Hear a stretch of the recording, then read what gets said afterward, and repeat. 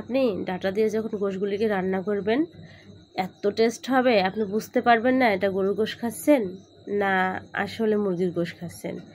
আমার রান্না শেষ হতে হতে ঘ্রাণে রান্নাঘরটি পুরো ময়ময় করতেছিল। আসলে আর দেরি করতে পারতেছিলাম না, তাই একটু ভাত বেড়ে নিলাম, তারপর তরকারি তুলে নিয়ে তাড়াতাড়ির সাথে খেয়ে নিলাম। আসলে গোশের থেকে ডাটাগুলোই ভালো লাগলো। তারপর আপনাদের সঙ্গে রান্নাটা শেয়ার করব। আসসালামু আলাইকুম everyone, welcome back to my channel.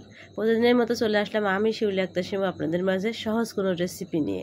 আমি গোশগুলি এবং ডাটাগুলিকে ভালো মতো ধুয়ে নিলাম, তারপর কড়াইয়ের ভিতর দিয়ে দিলাম সরিষার তেল, তারপর কিছুক্ষণের পর ভিতর দিয়ে দিলাম তেলটা যখন একটু গরম হয়ে এসেছে পেঁয়াজ কুচি। এবার একটু নাড়িয়ে নেব।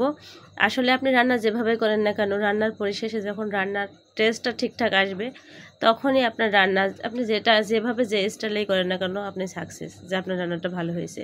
আসলে পেঁয়াজ বেরেস্তাগুলোকে একটু বেশি করে ভেজে নিতে হবে, একটু পোড়া পোড়া করে। এই ফ্লেভারের সঙ্গে ডাটার ফ্লেভারটা এত সুন্দর আসে। তারপর দিয়ে দিলাম দারচিনি, লবঙ্গ, তারপর দিয়ে দিয়েছি এলাচ ফল এবং দিয়ে দিলাম তেজপাতা দিয়ে তারপর এখানে সমস্ত বাটা মশলা ব্যবহার করেছি। আসলে এখানে পেঁয়াজ রসুন বাটা দিয়েছি, তারপর দিয়েছি জিরা ধনিয়া বাটা আর শুকনো ঝালের গুঁড়া এবং হলুদ গুঁড়া দিয়ে, আর লবণ তো আছেই, ভালো মতো কষিয়ে নিব। আসলে প্রতিটা তরকারির স্বাদই কিন্তু কষানোর ভিতর থাকে। কষানো যদি আপনি খুব তাড়াতাড়ি কষিয়ে নেন আপনার রান্নার টেস্ট কিন্তু ঠিকঠাক আসবে না। তারপর দিয়ে দিলাম গোশগুলিকে, দিয়ে ভালো মতো কষিয়ে নেব। আসলে ততক্ষণই কষাবো ততক্ষণ গোশের ভিতর থেকে পানিগুলো ছেড়ে না আসে। আসলে যখনই পানিগুলো ছেড়ে আসবে ঠিক তখনই ডাটাগুলোকে দিতে হবে, দিয়ে তারপর গোশের সঙ্গে কষিয়ে নিতে হবে। আমি কিছুক্ষণ কষিয়ে নেব, তারপর দেখা যাক গোশের ভিতর থেকে পানিগুলো ছেড়ে এসেছে। এবার আমি ডাটাগুলোকে দিয়ে দিলাম। আসলে ডাটা দিয়ে যখন গোশগুলিকে রান্না করতেছিলাম, এর আগেও আমি একদিন রান্না করেছিলাম, খেতে ভালো লেগেছিলো, কিন্তু আজকের রান্নাটা আসলে সেই দিন আমি ফার্স্ট টাইম রান্না করেছিলাম।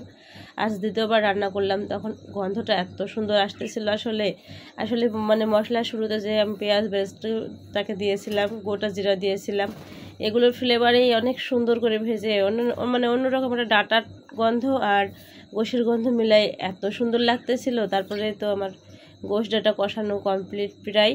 কিছুক্ষণের ভিতরে আমি পরিমাণ মতো ঝোল দিয়ে দেব। আসলে আপনাদের কাছে অনুরোধ করেই বলবো একবার ডাটা দিয়ে গোশ রান্না করে খেয়ে দেখবেন। আপনাকে ভাবতে হবে আপনি খাসির গোশ খাচ্ছেন না মুরগির গোশ খাচ্ছেন। আসলে সুন্দর করে রান্না করে দেখবেন, আমার রেসিপিটা ট্রাই করবেন আর একবার রান্না করে খেয়ে দেখবেন। আসলে আপনার রান্নাটা যদি হয় ভালো তাহলে অবশ্যই খেতে ভালো লাগবে। সব কিছু ডিপেন্ড করবে কিন্তু আপনার রান্নার উপর। রান্না যদি খারাপ হয় যে কোনো রান্নাতেই যত ভালো জিনিসই হোক না কেন খেতে কিন্তু একদমই ভালো আসবে না। তারপরে তো আমার রান্না ফুটে উঠেছে, কিছুক্ষণের ভিতরে আমি নামিয়ে নেব।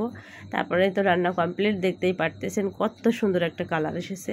আসলে খেতেও অনেক ভালো ছিল। আজকের ভিডিও এ পর্যন্ত, সবাই ভালো থাকবেন, আল্লাহ হাফেজ।